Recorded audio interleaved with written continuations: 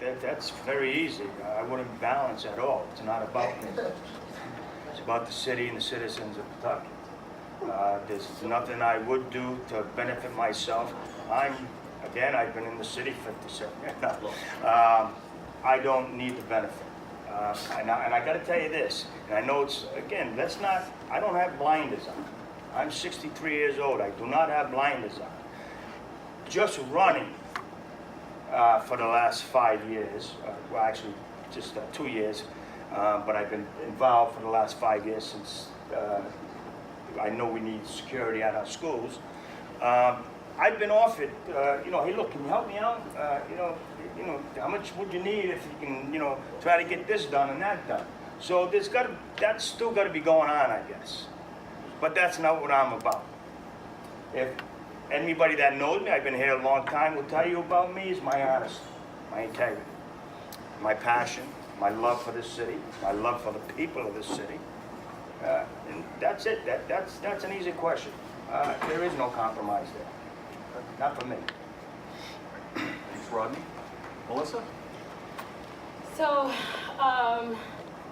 again, I'm from Woodlawn. I have been responding to shootings and homicides and dealing with gang violence for the last 10 years.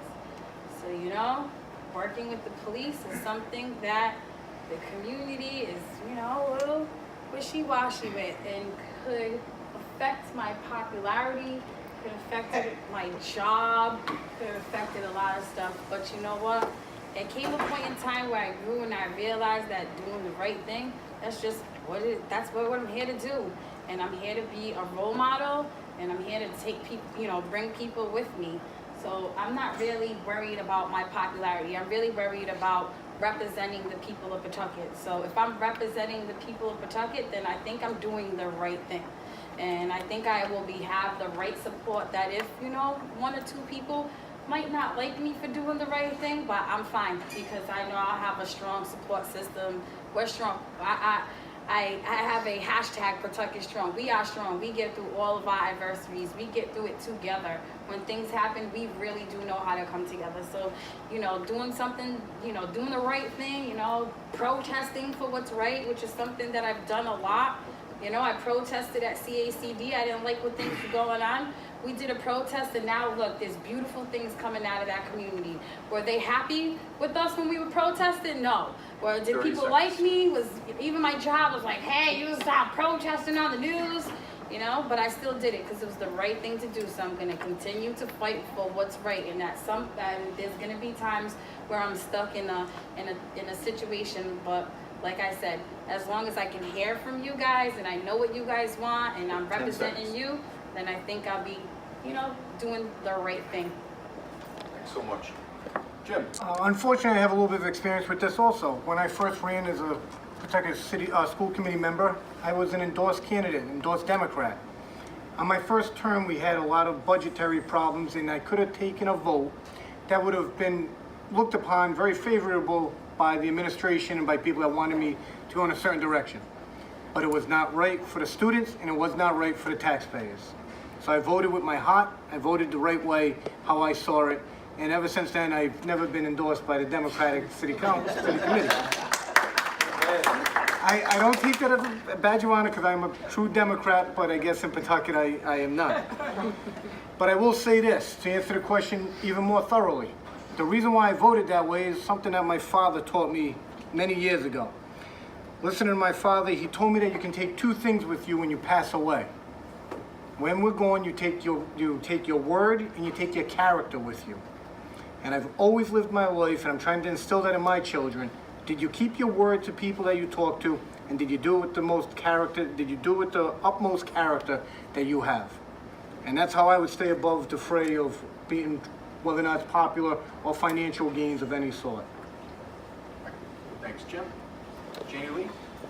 I'm not sure that anyone would say that they wouldn't. I just want to add that. But of course, everyone's going to do the right thing or want to do the right thing. And in terms of you're always going to represent, you should represent the people. So as long as you're amplifying the voice of the community, then you should be doing the right thing by the community members. As elected officials, we're representing the city. We're representing the larger everyone. So however you're voting should be a representation of what will most benefit the community. That's something that we've seen a lot of, or haven't seen a lot of, with what's happening in Fair Lawn, with the transfer station, where an entire community has had to fight back to say, no, not in my backyard, when communities should be included in those conversations to begin with. And those conversations should steer the direction that any of those projects go in. So that the same thing goes for elected officials. Elected officials should have lines of communication open for residents to contact them and for them to continue to represent their voices, not just during election cycles, but all the time. Thanks. Okay, Emmanuel? So let me tell you, my popularity in my household has taken a plunge ever since I decided to run, especially my wife who has 3 kids all day. Being in public service isn't easy. I've always watched politics from afar and thought it was interesting. I always was inspired by different candidates that came out and how they had gravitas and spoke to audiences. And you find that there are a lot of ethical questions that do come up. I mean, you run and suddenly people who were your friends are no longer your friends, right? People who you never thought you would have an aligned interest with become allies because they think that there's a benefit they can reap politically, and it's about serving with integrity. My father also passed down lessons, and so did my mother, that when you said you were going to do something, you kept your word, and that your honor was what you would be judged by when you passed, and the legacy that you leave behind has to be one of a person of character and integrity. We have people who decided not to attend today. Some of them had committed previously, and because they don't like an organizer, because they don't like a community group, have decided they're going to withdraw because they don't want to face tough questions from an audience.